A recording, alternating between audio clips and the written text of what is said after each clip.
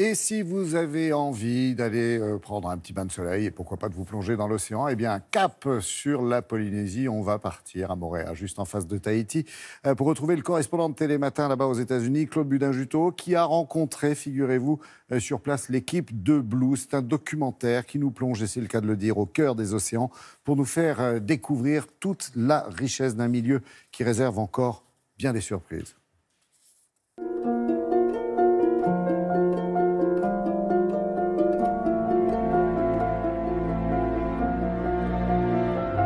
Blue est le nouveau film de Disney Nature qui met en scène un dauphin prénommé Blue qui va servir de guide pour découvrir le monde fascinant des océans, à la fois pourvoyeur de vie et menacé pour leur avenir. C'est un zoologue devenu réalisateur, Keith Scully, originaire de Bristol, qui en a signé l'écriture et la mise en scène. Blue started as a fantasy of mine. I've been amazed by the tropical ocean for many years, and I always wanted myself to think, what might it be like to be a dolphin and enter a dolphin's world? So what Blue is a film about what it might be like to enter a dolphin's world. C'est en partie à Tahiti, notamment autour de l'île de Moorea, que certaines scènes ont été tournées. Le travail de Keith Scully, plongeur lui-même, est de raconter une histoire tout en respectant les réalités de l'environnement. D'où une approche du sujet qui varie d'un jour à l'autre, comme en témoigne Denis Lagrange, qui a travaillé sur Blue en tant que chef opérateur. L'approche vis-à-vis des animaux est différente.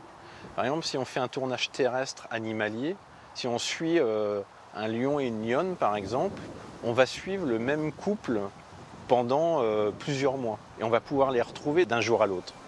Par contre, une baleine, on n'est pas sûr de ça. On va pouvoir peut-être les retrouver pendant 2 jours, 3 jours, 1 semaine, mais ça sera pas infini. Et les dauphins, c'est encore pire. Même chose pour les requins.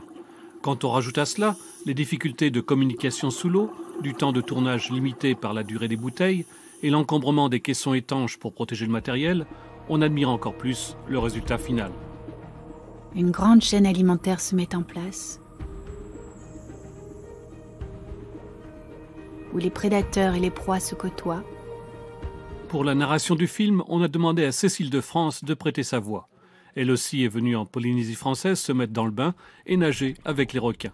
Une expérience qui lui a permis de vivre un peu ce qu'elle a découvert en travaillant sur le film plan par plan.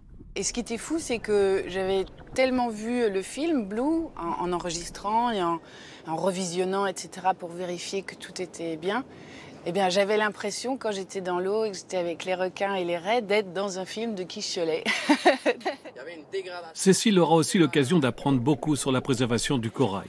Elle remettra elle-même une tortue à la mer et a commencé à utiliser moins de plastique qui termine souvent dans l'eau. Car la leçon de Blue, c'est aussi ça, préserver la beauté des océans pour encore des générations. What's important about Blue is we want to show people that we still have an amazing world there. It's a fantastic world and a very beautiful world, and a world that mustn't be lost.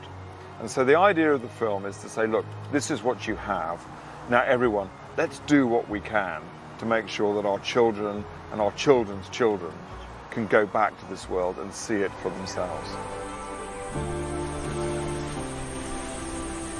Il est partout, recouvre plus de 70% de la Terre et donne à notre maison sa couleur et son nom, la planète bleue.